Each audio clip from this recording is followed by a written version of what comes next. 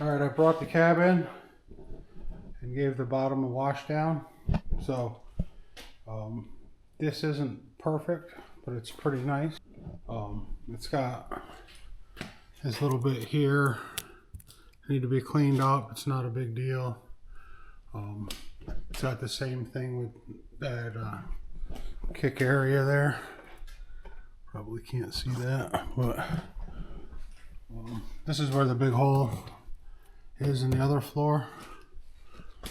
The inner rockers look good. There's a little bit of cleanup work that needs to be done right there.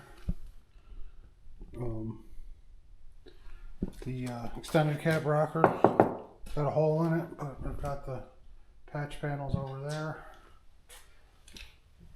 The shifter area of the floor has been removed, but that doesn't matter because I take the one off of the other truck and put it in. And this all looks good on this side.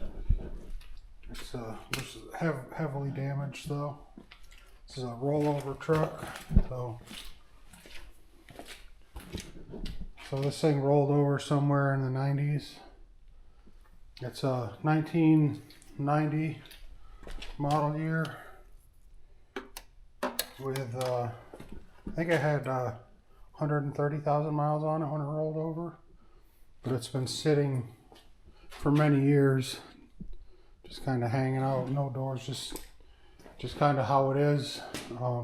This corner was sitting in the mud, that's why it rusted out. The heat shields, those are pretty rusty, but all the studs are good. This one's kind of ripped out, and then there's a broken bolt in that one. And I thought I saw another hole where one had ripped out somewhere down here. But anyway, there's one there. So I'll have to weld the studs back on to hold the heat shields, which I'll take off of the other cab. So this one's like the perfect donor because the floor is good, but the rest of the cab is garbage, so I don't have any feelings about cutting this thing up. So I think the first thing I'm going to do is hack the roof off of it. I'm probably just going to take a Sawzall, like right through here somewhere. Just hack that off, and then go through the floor. This is the seam. So I'm just going to cut above the seam all the way across, and then I'll probably like quarter the roof since there's nothing left good on it there. Just kind of cut it down the middle, cut it through the post. That way there will be a firewall section and 2 quarter sections. But one thing I got to make sure I do is save that back panel, because I need that for a different project. So I'm probably going to end up seaming this one with that one. But, so that's where we are. Alright, I started to cut this piece off, and I did a little exploring here. So I cut this piece off, and it looks like this is these spot welds just go straight through. So the bottom 2 here are just through the post, the outer post, but the rest of them go through the outer post and inner post. But it doesn't look like there's more spot welds than that. Up here the piece is rusted off, but it looks like the same spot welds go through both posts.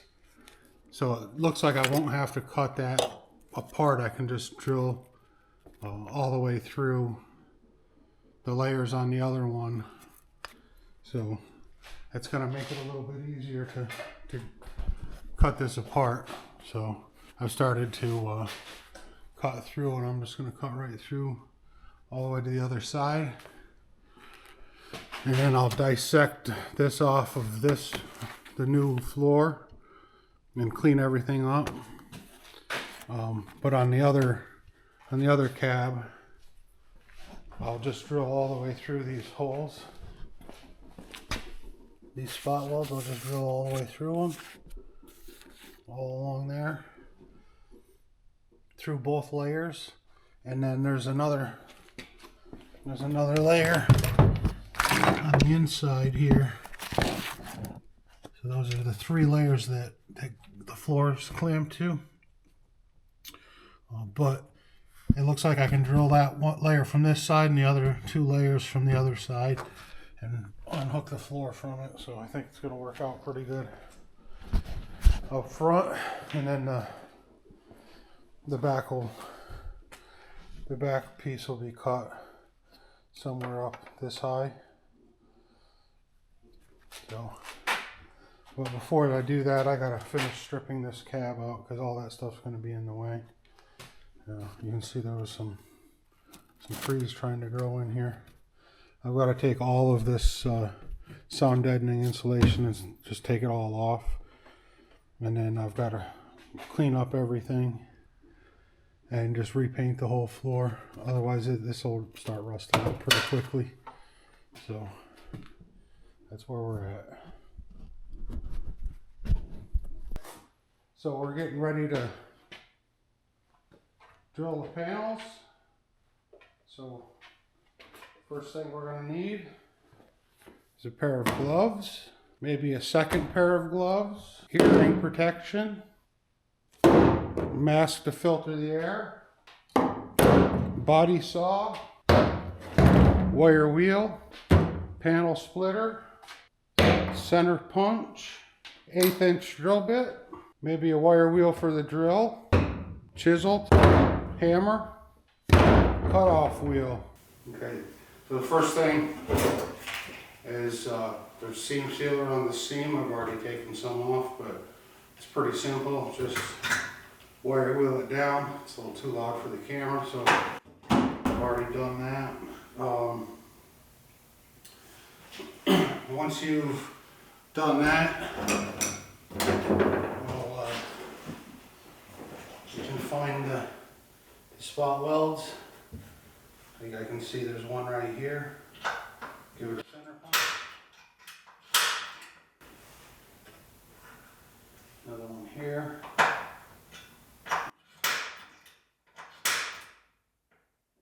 Here.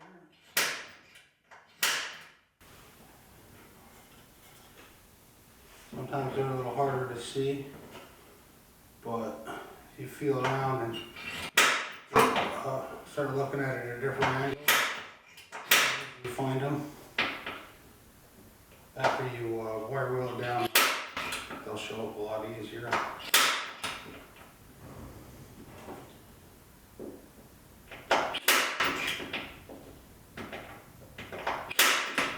Alright, and then once you have that, you need a good 1/8 inch drill bit. This one probably isn't good, but I'm going to try. If not, I have more. Find your center punch, line it up.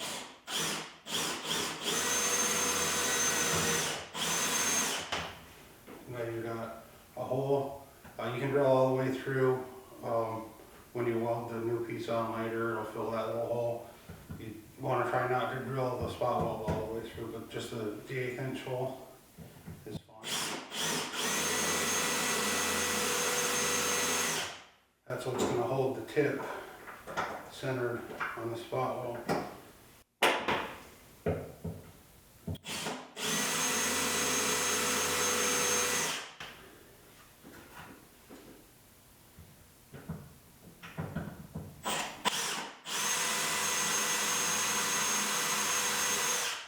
When you have damaged panels like these, like this one, this is all hit right here.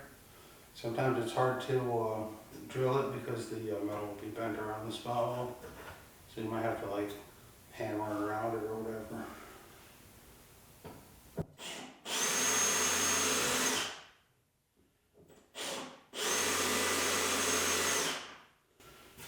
Alright, so after you drill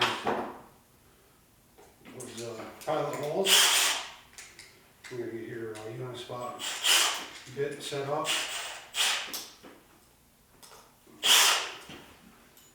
And then you just try to drill on this one. I'm trying to go through just this one thickness. So.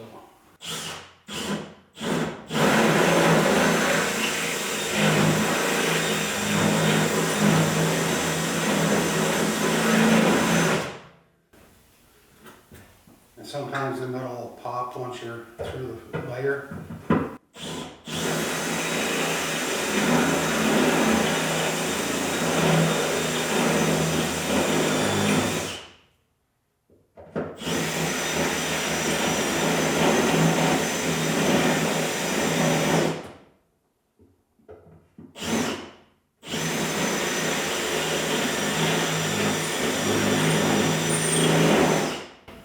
Normally I have my hearing protection on right now when I'm trying to talk at the same time. So.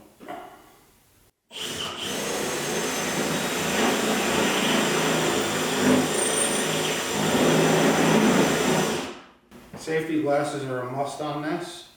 My glasses are safety rated, but I really should have at least side shields or full safety glasses on because there's a lot of metal chips coming off of this.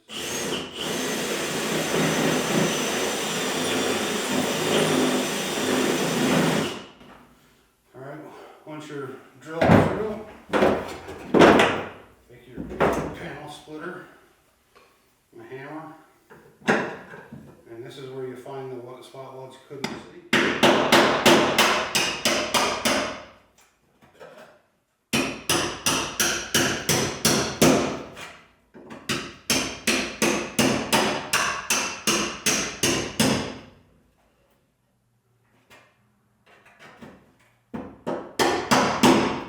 So there's a spot weld right here I didn't see before. So.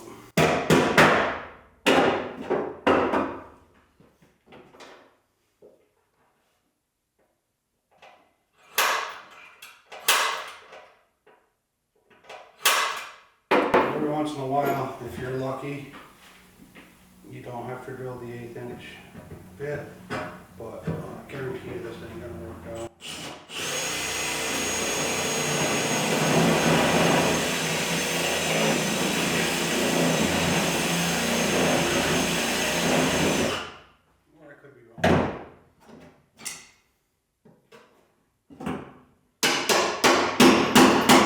That one I didn't drill all the way through the panel, so I'm having to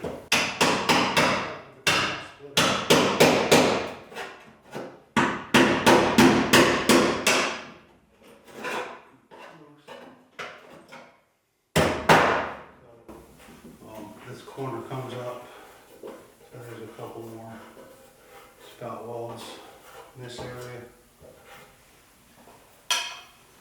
So that's the basics on that. I've also got to drill this section rocker panel off, and I've got to continue to drill along this back off, and I'll cut you back on when I'm done.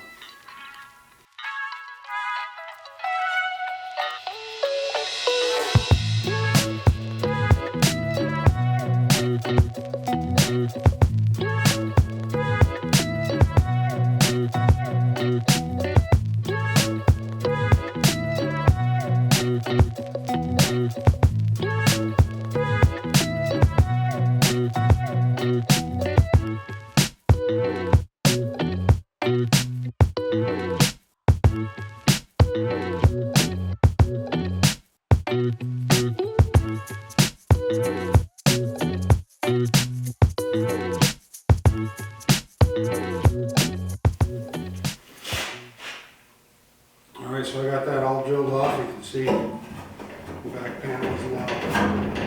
Goes all the way across the back. So, alright, so ended up pulling the back panel off. It's over here. I just hacked these corners, drilled the rest of the sides. just to make it easier. And then I went through and it's just these 5 here and those 3 there, and then around the perimeter here holds that back piece on. I cut that into pieces though, I didn't take it off all at once. I was surprised how easy that was. And then I took this, trimmed this corner, so there's one spot weld there from the outside on the skin, and then one on the inside right here, and then the inner piece, which is this piece here,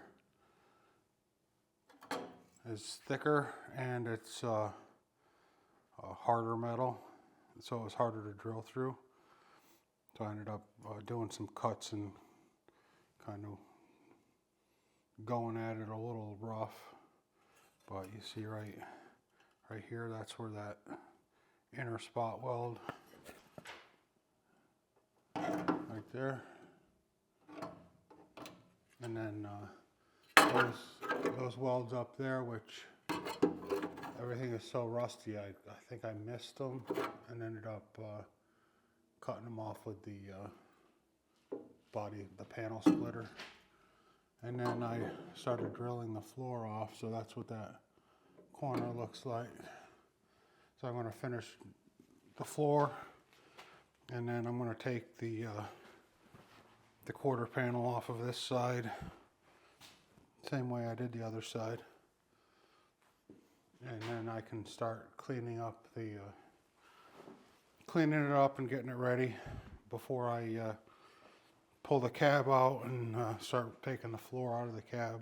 So this is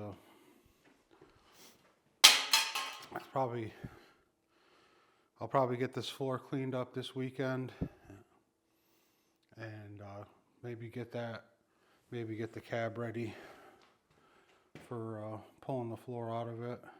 I got to be more careful with that. Well, I got to save the other side, so on that one I can cut into the rocker panel or whatever to get this out. But I got to save all of this right here, and the same thing back here. I don't want to put a lot of those new panels in, so I want to try to save as much of this as I can.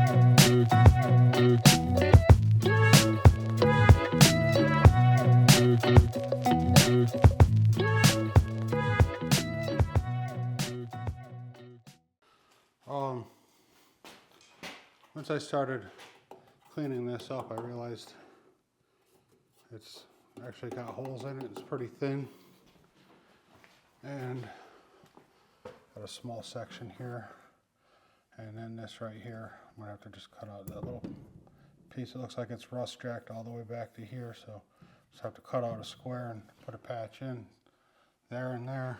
But since this is so thin and shitty right there, and the area on this one is still in pretty good condition. I mean, it's pretty thin too, but I think I'm gonna just cut right along that line and keep the original piece here, so I don't have to drill out any of this right here. So that's what I want to do. Well, there is an inner structure that I'm not really sure what it looks like. It ends right there. So I may want to move my cut down below it. So I think what I'm going to do is cut a little opening or something so I can see what's going on inside there, and then adjust this cut where I need to.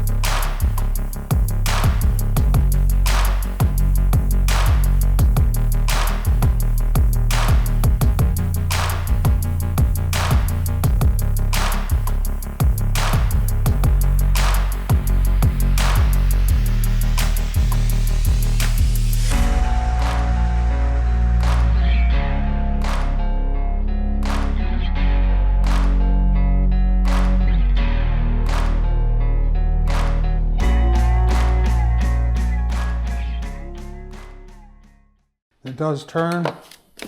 It doesn't turn good though. They can bar it over, but it's fighting. Not liking that at all. I don't know. I don't have a lot of hope for that. Saving this engine is kind of like a secondary project. So I was hoping to start it and hear it run so that I would know for the future if I need it, but we're probably not going to be doing that. All right, so the engine, it's turning, but it's real slow. It kind of feels like there's something squishy somewhere.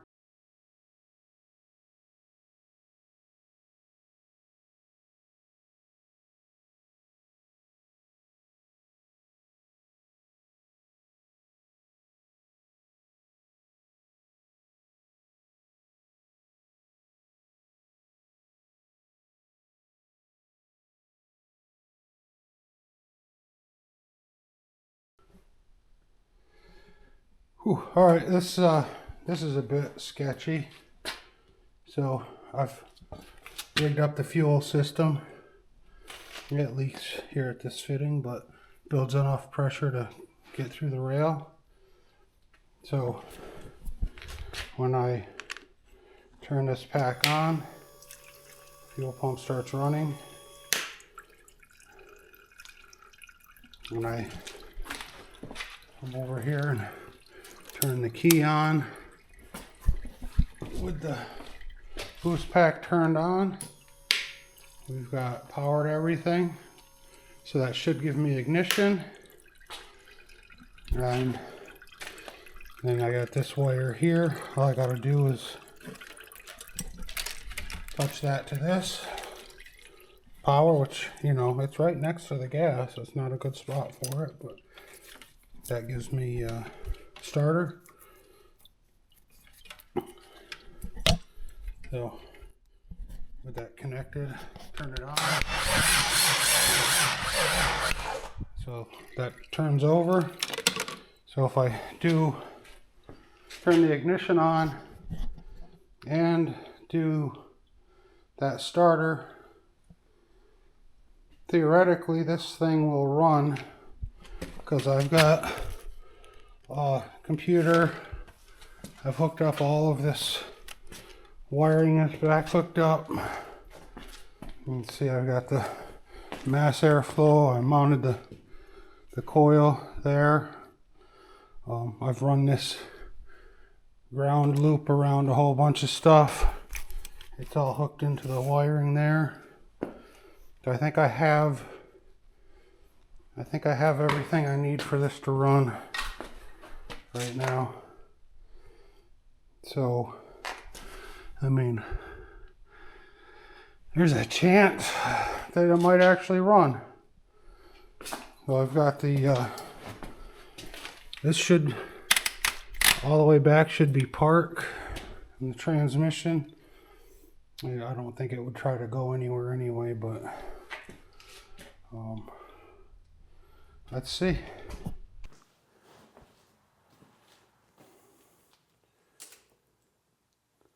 All right, keys on.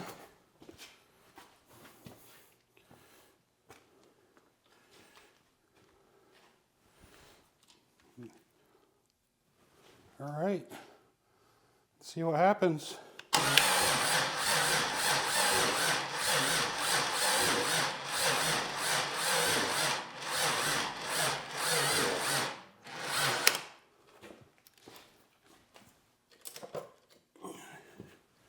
Now the key's on.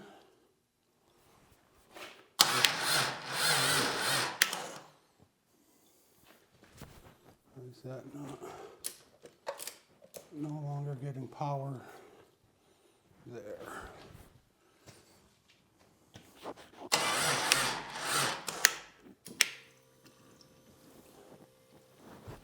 It doesn't seem there's enough power in the battery to.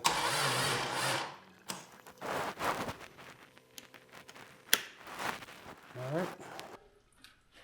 So I need a stronger battery for this test.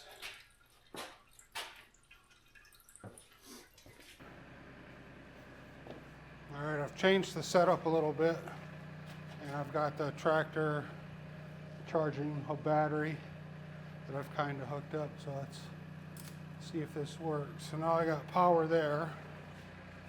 I gotta turn the fuel pump on differently here.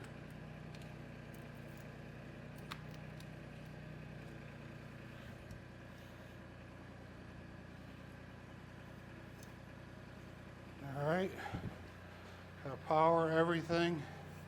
See if it starts.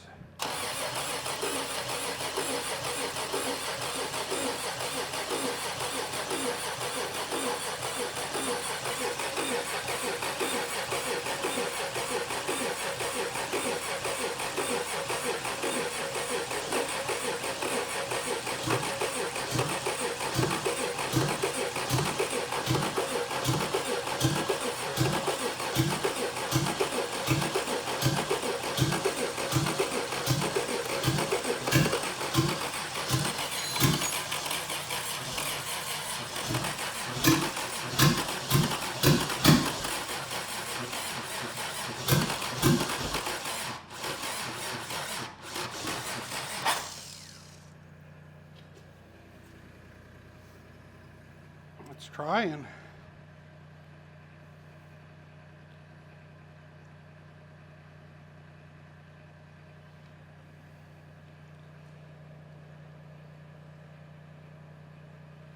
I don't think there's anything unhooked that's going to cause it to not start. Now this mass air sensor is kind of loose on here, so you may not be getting a good reading from that. But the coil's hooked up, everything's grounded.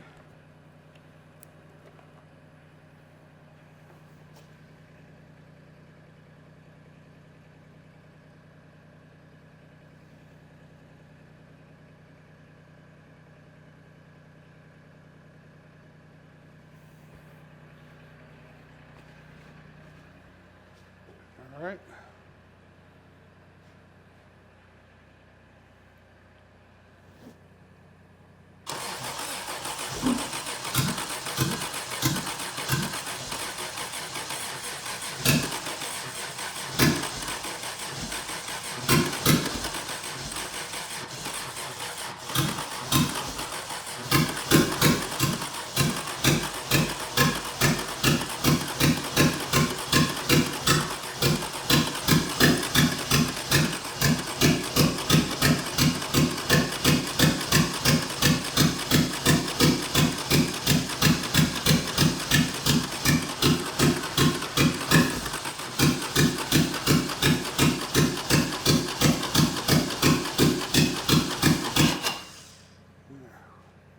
Give that starter a rest for a minute.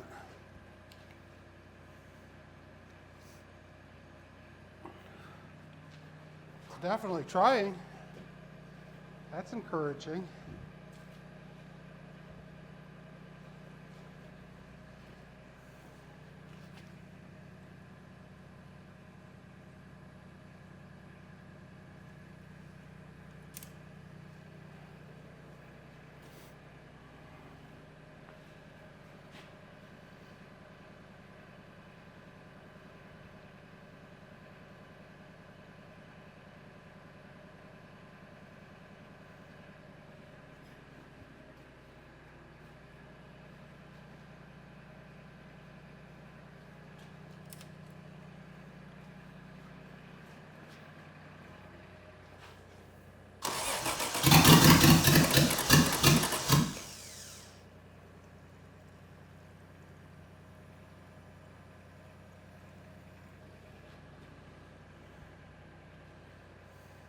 I think it's got stuck injectors.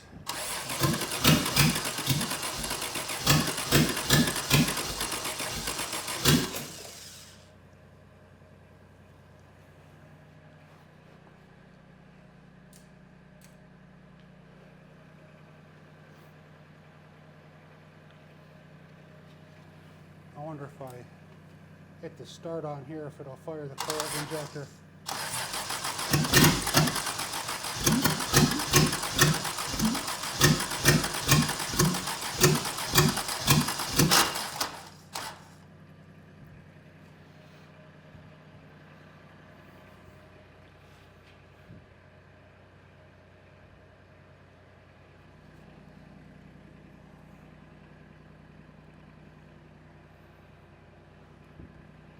I think I'm losing fuel pump.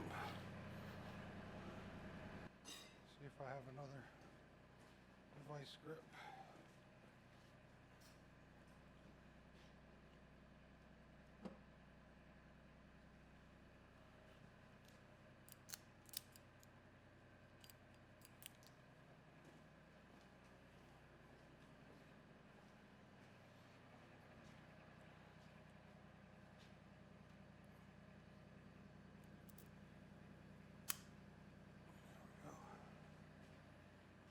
Should be flowing better now.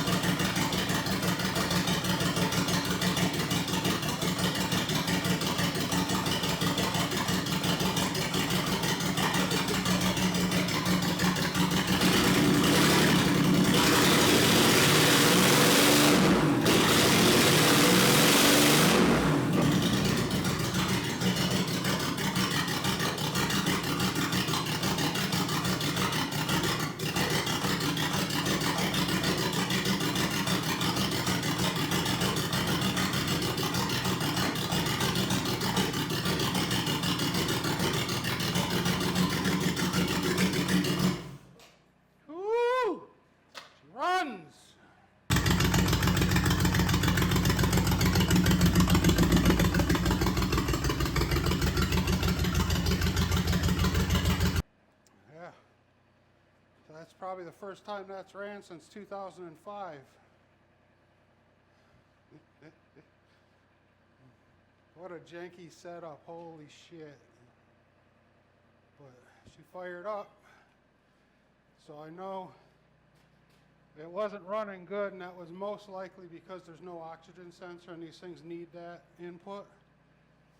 So, but it actually ran pretty good considering that, and also considering the loose connection here because it wasn't getting accurate mass airflow data. So I think this thing runs good where I can put it in something and I'm not going to have to worry about it.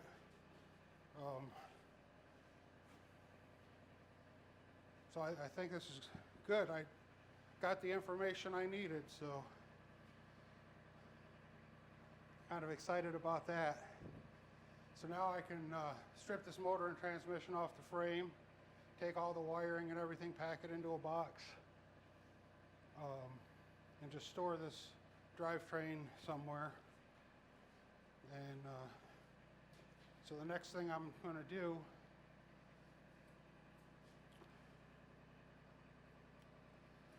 next thing I've got going, I'm going to be doing the rust work on the cab, and so that'll be the next thing that you see.